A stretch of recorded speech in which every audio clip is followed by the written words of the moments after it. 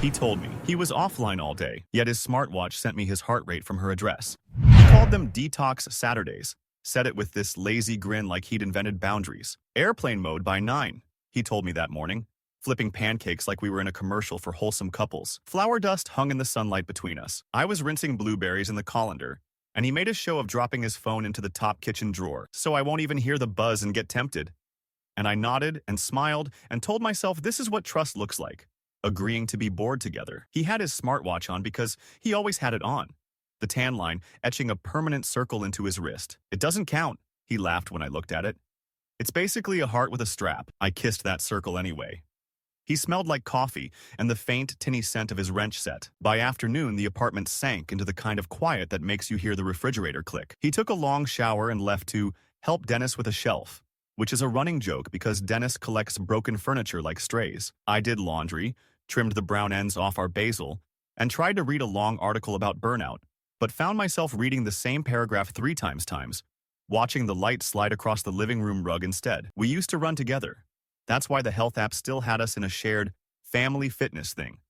Back when it felt cute to see each other's steps and resting heart rates and get overly proud if either of us hit 10,000. I hadn't thought about it in months. I didn't think about it now. Not really. I put my phone on the counter and stirred a pot of soup I wasn't hungry for.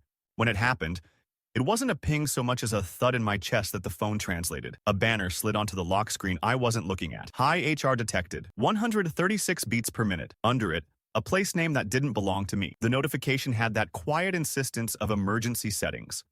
Not the cheerful, you closed your rings, confetti, but a flat clinical line with numbers and an address I didn't recognize, spelled out like a verdict. Street, building, apartment. My hand was wet from the sink.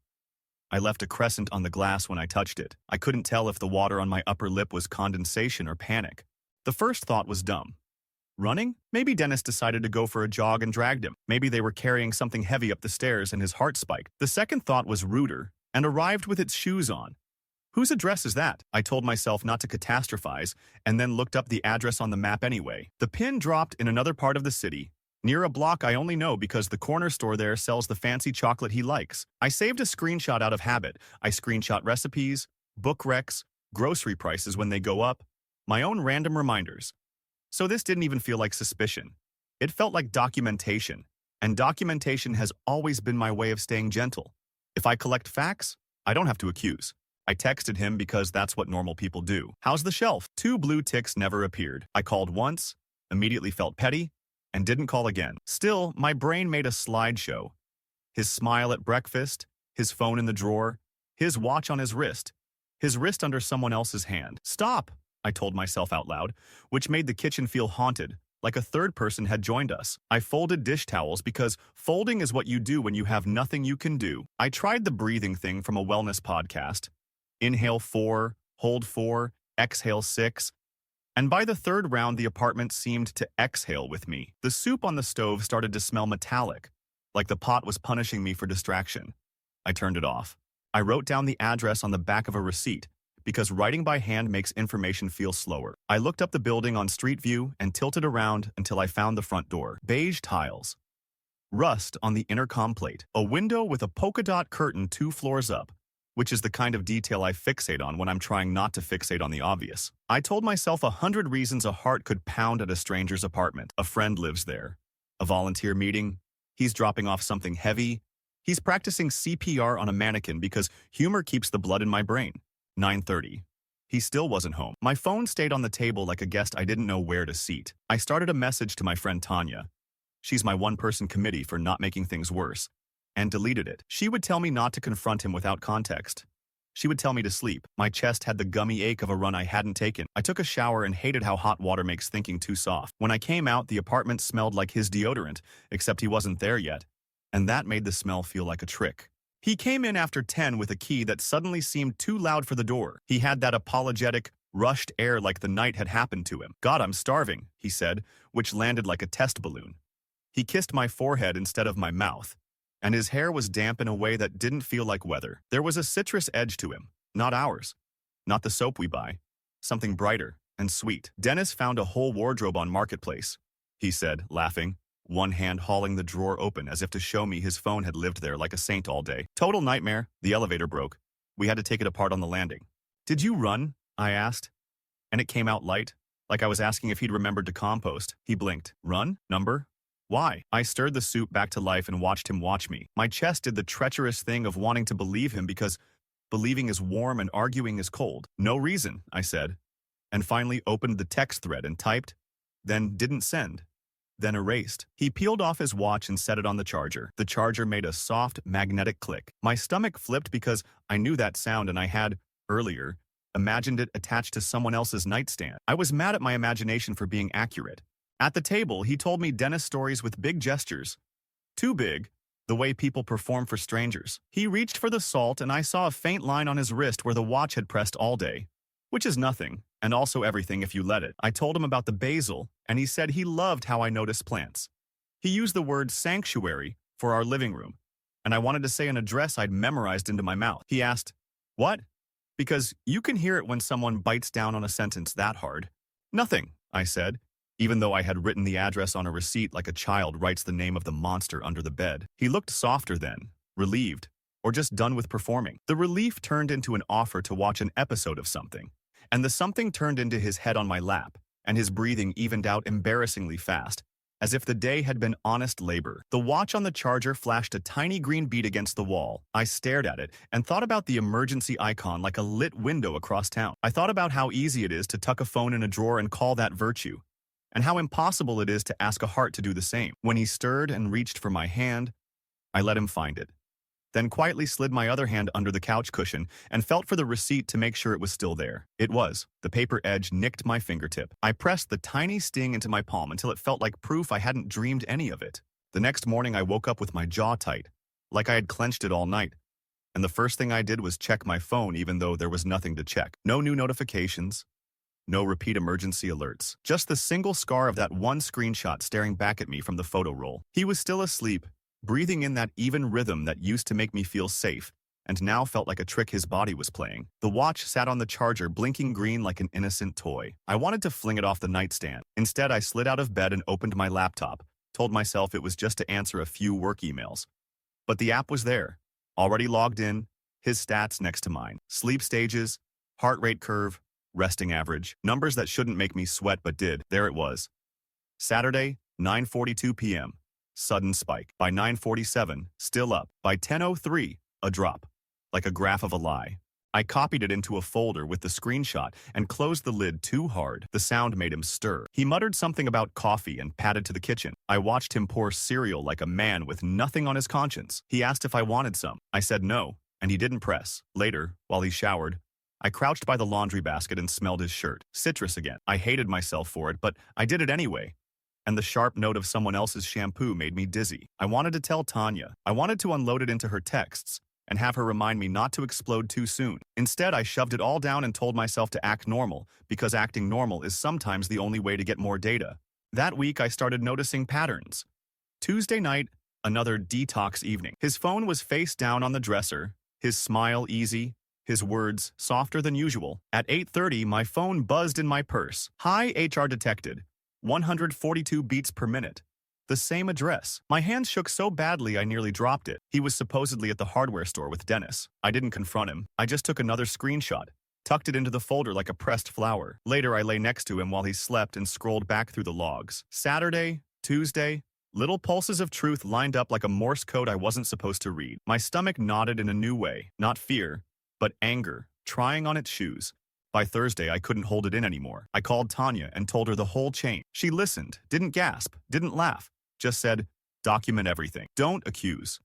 Patterns matter more than outbursts. I told her about the citrus scent, about the Wi-Fi list showing Marina_5G when I checked the watch settings, a network name I didn't recognize but one that made my chest hum like I did. Find out who Marina is, Tanya said flatly. Then you'll know if you're crazy or clairvoyant. I promised I'd try, though just saying the name out loud felt like inviting a ghost into the room.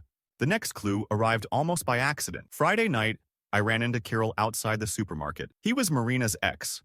I knew that vaguely from local gossip, the kind you file away without thinking you'll ever need it. He was smoking like he always does, bitterness clouding around him. Haven't seen you in ages, he said. Then, without prompting, you should watch out for that one, Marina.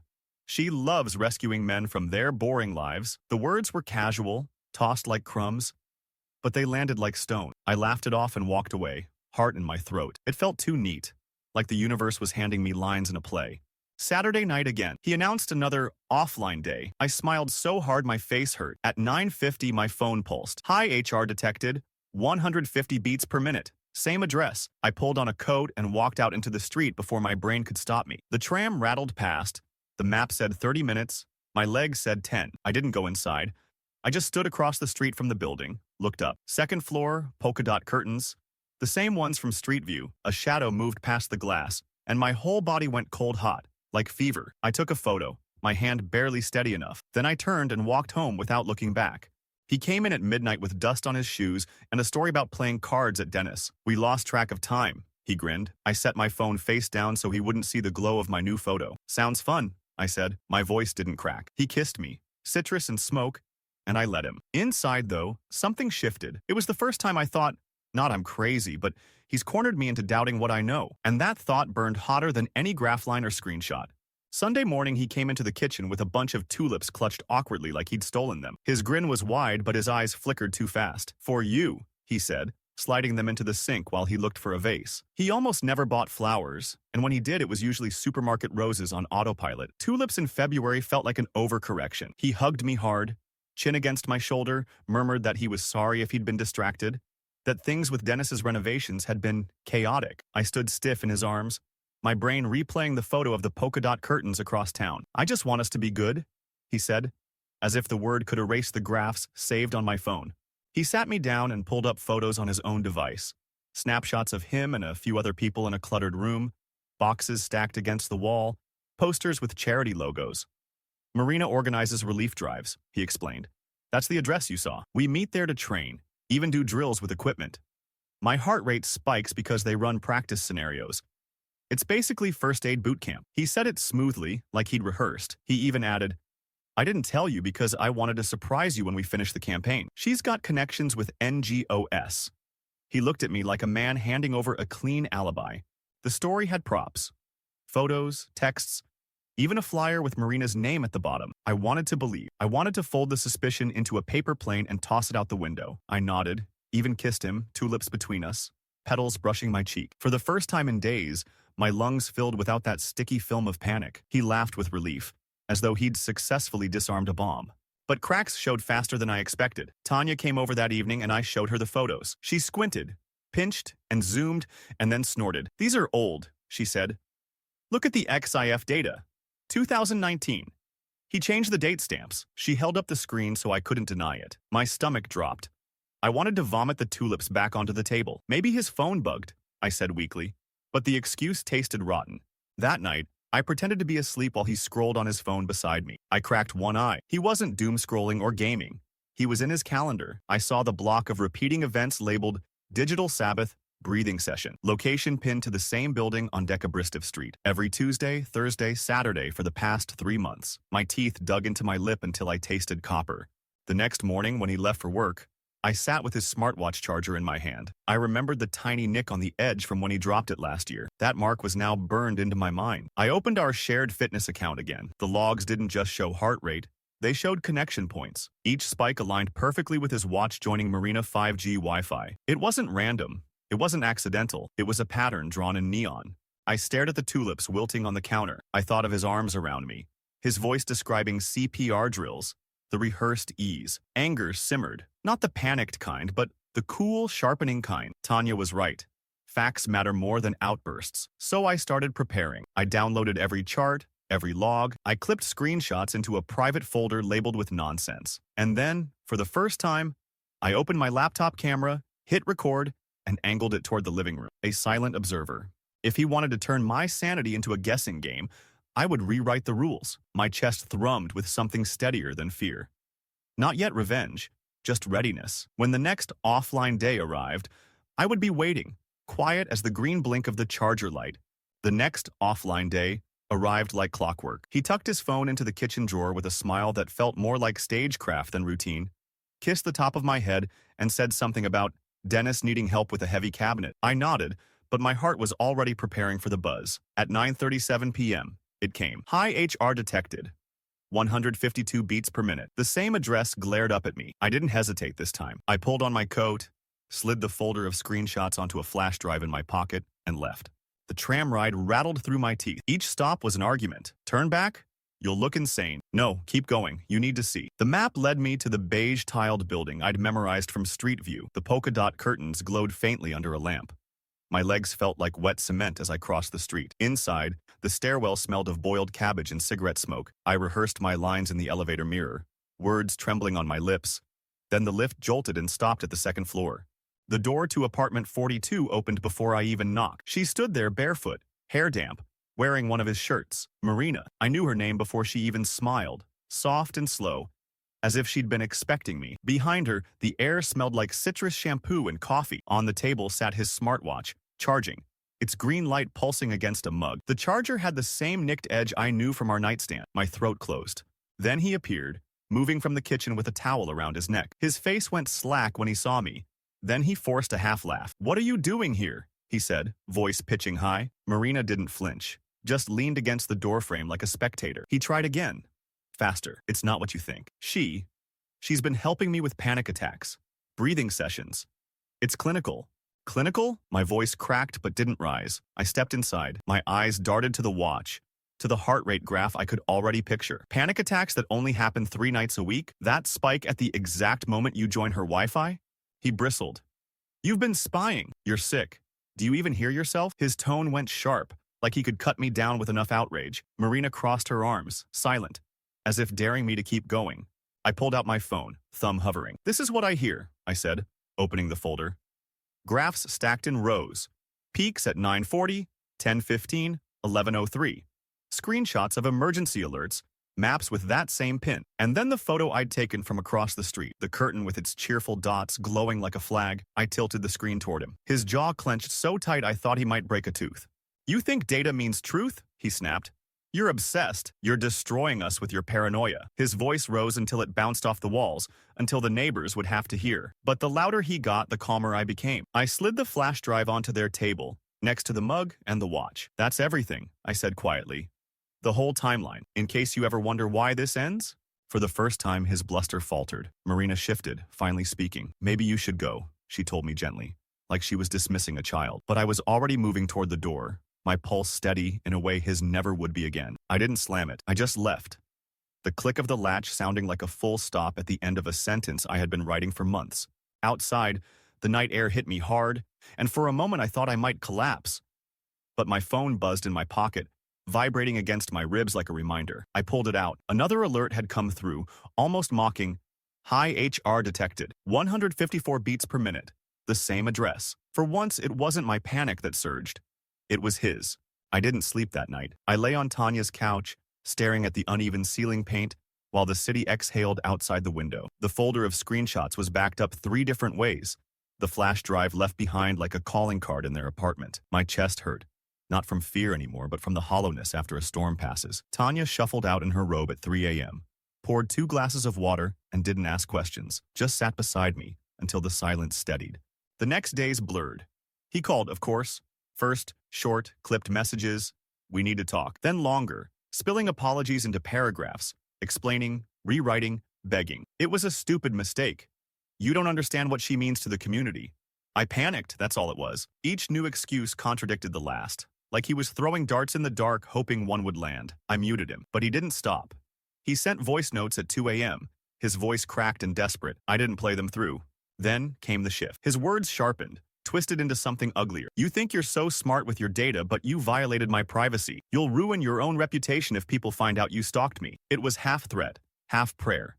And it almost worked. I felt the shame crawl up my throat. Had I crossed a line? Was I the villain for collecting receipts from a device we once agreed to share? Tanya cut through my spiral with a single text. "He gave you that access.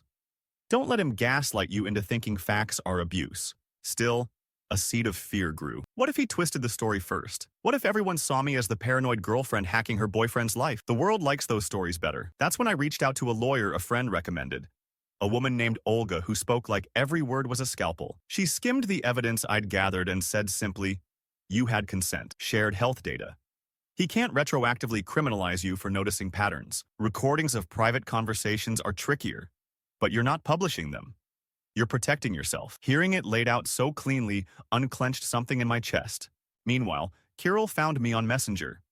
He opened with, "Guess you figured it out," then launched into a bitter monologue about Marina, how she thrived on pulling men away from their lives, feeding on their attention, turning drama into her currency. She doesn't even want them long-term, he typed. She just likes proving she can. His words were venom, but they fit the pattern too well to ignore. My skin crawled at the thought that my heartbreak might just be one of her trophies. By midweek, he escalated again, showed up outside my building, shouting my name up at Tanya's window, his voice ragged. He held a plastic bag of groceries like peace offerings. My favorite yogurt, a bottle of wine, the chips he never remembered before. "Please," he called. "Just come down, let's fix this." I stayed behind the curtain, heart hammering, while Tanya threatened to call the police. He eventually dropped the bag on the doorstep and left. When I opened it later, the tulips were back. Another bouquet, stems crushed from his grip. I threw them out without smelling them. That night, I wrote everything down in one long document. Every alert, every screenshot, every conversation, every citrus-scented shirt. Not because I planned to post it or send it, but because the act of writing turned chaos into order. My hands trembled less when the timeline stretched out in clean black lines. And at the end, I wrote one sentence I hadn't admitted until then. I don't want him back. The words scared me and freed me at the same time. Still, he managed one more move. A carefully crafted email, not frantic this time, but calculated. "We can end this gracefully if you meet me once more. No drama. Just closure." He even wrote, "I think you owe me that much after everything." Tanya swore I didn't owe him anything. Olga warned me not to go without precautions. But something in me wanted to hear the final version of his story, face to face, so I could close the file in my head. I typed a reply with 3 words, "One last time." The meeting was set for Saturday noon, at a coffee shop near the park. Neutral ground, public, bright daylight. As I clicked send, a chill crawled down my spine. It felt less like scheduling coffee and more like setting a stage for the last act of a play I never auditioned for. Saturday arrived sharp and cold, the kind of morning where the air feels too clean, like it wants to burn something out of you. I got there 10 minutes early, sat at a corner table with my back to the wall. My palms sweated against the mug I didn't drink from. When he walked in, he looked too polished. Fresh haircut, clean shirt.